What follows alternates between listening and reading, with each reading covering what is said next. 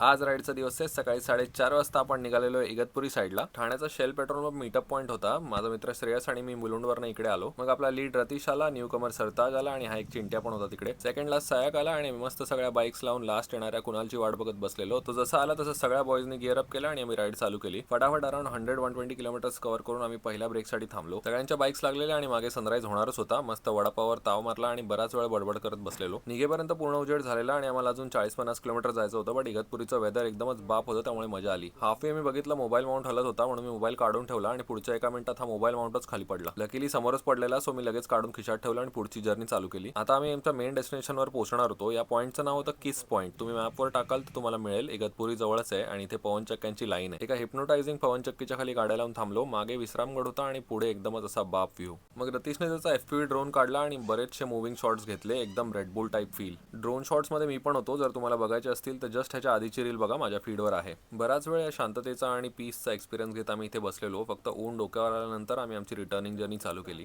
Of road on road राईडची मजा घेत आम्ही खाली आलो आणि एका जागी खायला थांबलो. उसाचा रस आणि मिसळ पाववर ताव मारला आणि मग फायनली निघालो. एक लास्ट पेट्रोल ब्रेक झाला आणि मग सुसाट गाडी पळवली. राईड लवकर स्टार्ट केली कारण उन्हाच्या आधी घरी यायचं होतं, बट ठाण्यामध्ये ट्रॅफिकने वाट लावली. बट एनिवे आम्ही 12:30 पर्यंत घरी पोहोचलेलो. बस मग मी खाऊन झोपून गेलो. संध्याकाळी कामं केली आणि रात्री वैष्णवीच्या घरी चिल करत आपला दिवस संपला. भेटू नेक्स्ट व्लॉगमध्ये. बाय.